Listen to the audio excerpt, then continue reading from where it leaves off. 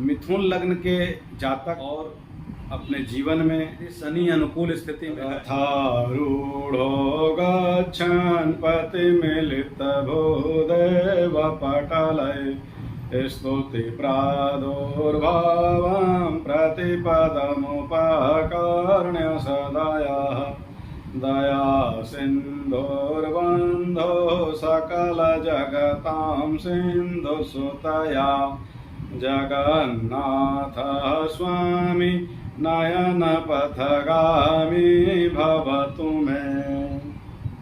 जय जगन्नाथ। आज हम बात करेंगे मिथुन लग्न के विषय में।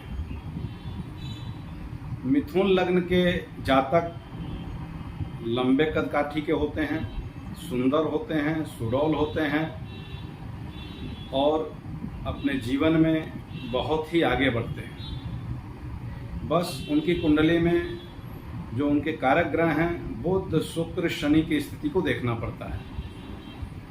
यदि बुध शुक्र शनि मजबूत स्थिति में है तो मिथुन लग्न के जातक जीवन में बहुत ही तरक्की करते हैं, और यदि बुध शुक्र शनि कमजोर स्थिति में है तो उन्हें जीवन में बहुत ही संघर्ष करना पड़ता है। सारा खेल कारक ग्रह का होता है, ये जान जाइए। यदि कुंडली में कारक ग्रह मजबूत हैं तो व्यक्ति अपने जीवन में सुख सुविधा संपन्नता का आनंद उठाता है, और कारक ग्रह यदि खराब है तो उसे हर चीज़ बहुत ही संघर्ष के द्वारा ही प्राप्त होता है या नहीं भी प्राप्त होता है। दोनों चीज़ें हो सकती हैं।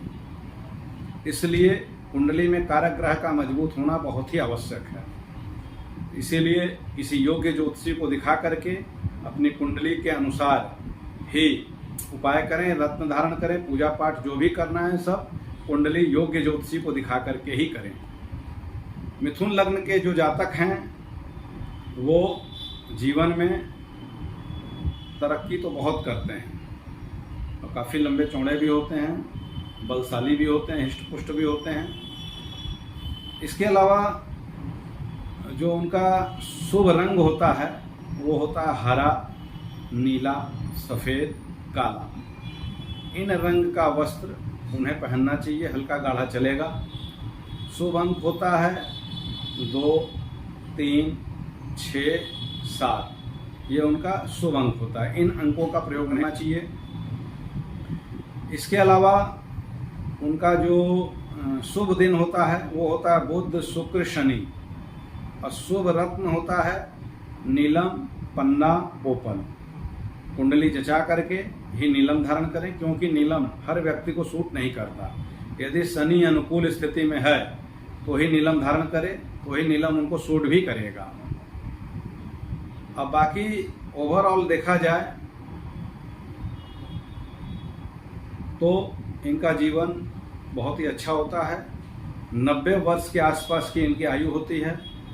लेकिन हमने कहा ना कि कुंडली में बहुत सारी चीज़ें होती हैं, समुद्र है ये। तो ये तो हम आपको मोटा मोटी लग्न के अनुसार बता रहे हैं। इसके अलावा कुंडली में हर ग्रह की अपनी अपनी स्थिति और परिस्थिति होती है।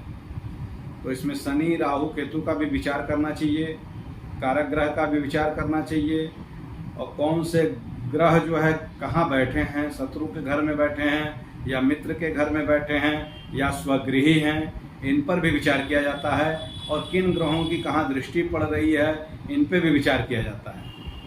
तो ये हम आपको लग्न के आधार पर मोटा मोटी बता रहे हैं।